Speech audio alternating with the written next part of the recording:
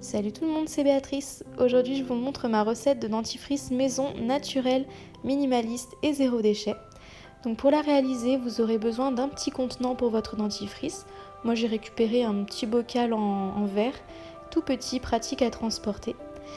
On va utiliser de l'argile blanche qui n'est pas trop abrasive, mais qui va quand même venir frotter un petit peu la dent pour retirer les résidus et les bactéries.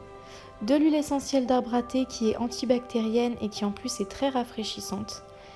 Et on aura également besoin d'un petit pot ainsi que d'une petite cuillère ou autre ustensile pour remuer qui ne soit pas en fer parce que ça fait une interaction avec l'argile qui nuit à ses propriétés. Donc utilisez plutôt quelque chose en bois par exemple. Moi vous voyez c'est un petit ustensile en bois.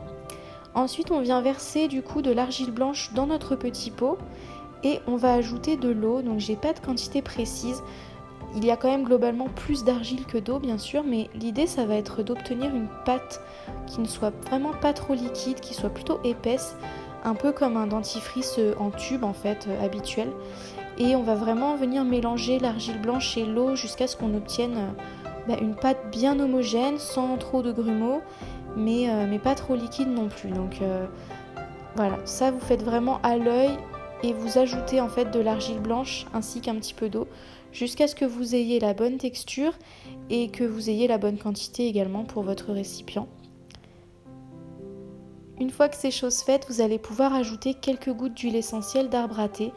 Il n'en faut pas beaucoup. Moi j'ai un tout petit contenant, donc une, deux ou trois gouttes auraient largement suffi. Je crois que j'en ai mis un peu plus sans le vouloir. C'est pas dramatique, mais après ça peut avoir un goût très fort, donc bon, si on n'est pas fan, il vaut mieux éviter. Mais c'est une très bonne idée de mettre cette huile essentielle parce que c'est antibactérien, donc forcément pour brosser les dents c'est top.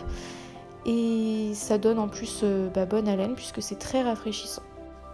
Ensuite, on va transférer du coup notre pâte dans le récipient que l'on a choisi.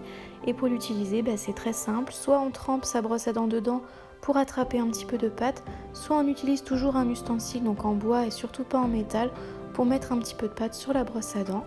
Et on brosse les dents avec, comme on le ferait habituellement. Sachez que c'est la brosse à dents et la façon de brosser qui vont vraiment jouer sur la propreté de vos dents. Donc choisissez une brosse à poils plutôt souple. Faites en fonction de la fragilité de vos gencives aussi, n'hésitez pas à demander conseil à votre dentiste de toute façon. Et n'y allez pas comme une brute non plus, c'est important.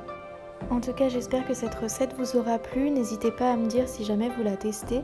N'hésitez pas à me donner votre recette de dentifrice maison si jamais vous le réalisez vous-même. Et si vous avez aimé cette vidéo, mettez-lui un petit pouce bleu. Moi, je vous fais plein de gros bisous et je vous dis à très bientôt pour une prochaine vidéo. Bye!